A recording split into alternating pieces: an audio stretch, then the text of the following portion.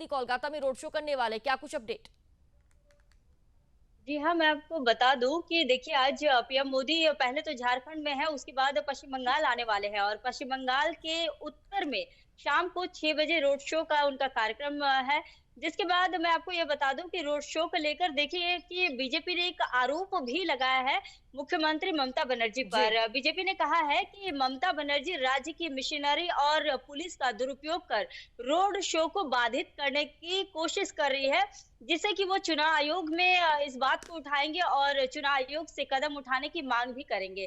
तो आप देखिए कि किस तरह से हम तो लगातार देख ही रहे हैं कि जब से पूरे देश में लोकसभा चुनाव के प्रचार-प्रसार हो रहे हैं, लगातार देखिए स्टार प्रचारक बंगाल में भी आ रहे हैं हम्म। और पीएम मोदी ने भी लगा धुआंधार जनसभा को संबोधित किया है और आज ही आप देख लीजिए कि जनसभा को संबोधित वो करेंगे, जहाँ एक और वो नॉर्थ 24 परगना जाएँगे, उसके बाद जी। जादवपुर, उसके बाद फिर वो नॉर्थ कोलकाता आने वाले हैं। तो यही सिर्फ़ आप देखिए कि किस तरह से जब वो रोड शो करने के लिए जो आ रहे हम्म। हैं, इसमें कहीं न कहीं एक बाधा डालने की कोशिश की जा रही है, ऐसा ही बिल्कुल। आरोप बीजेपी लगा रही है। आप देखें कि बीजेपी के जो आईटी सेल के हेड हैं अमित मालवीय, उन्होंने एक्स पर पोस्ट करके आरोप लगाया है कि कोलकाता पुलिस काम नहीं कर रही है। उनका मकसद बस यही है कि वो किसी तरह जो पीएम मोदी का जो रोड शो है, उसे बाधित करना है।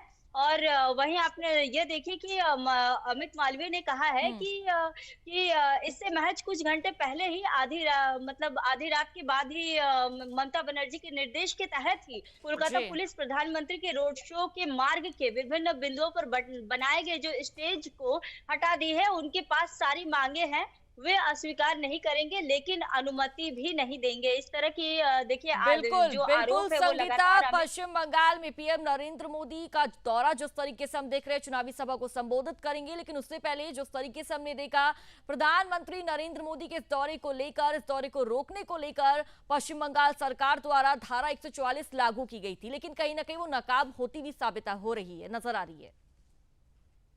जी देखिए, हमने देखा ही था कि किस तरह से धारा 144 लागू किया गया और वो सिर्फ़ 1 दिन के लिए नहीं, ये पूरे-पूरे 2 महीने के लिए लागू किया गया है। 28 मतलब आज के दिन से लेकर 26 जुलाई तक जी। ये जो धारा 144 लागू किया गया है। लेकिन आप देखें कि ये धारा 144 लागू करना इसको लेकर जहाँ एक और कोलकाता पुलिस यह कहते हुए नज़र आ रही है कि उन्हें आशंका है, किसी तरह की कोई हिंसा ना भड़के जिस वजह से धारा 144 लागू किया गया है। लेकिन वहीं आप देखिए कि बीजेपी आरोप लगा रही है कि कहीं न कहीं वो पीएम मोदी के रोड शो को बाधित करना चाहते हैं और इस वजह से और साथ ही ममता बनर्जी को ये समझ में आ गया है कि उनकी ज़मीन खिसक रही है, उनके हाथ से सटा जाने वाला है, जिस वजह से ममता जी। बनर्जी इस तरह की कार्यों को कर रही है और रोकने का प्रयास कर रही है ताकि किसी तरह का कोई जो चुनाव प्रचार प्रसार को रोक सके बीजेपी के द्वारा क्योंकि कहीं न बिल्कुल कहीं संगीता, टीएमसी को बिल्कुल ये पीएम डर है। नरेंद्र मोदी के रोड शो से पहले एक थीम भी रखी गई है, बैंगलोर मोने मोदी, लेकिन अब जिस तरीके से हम देख रहे हैं,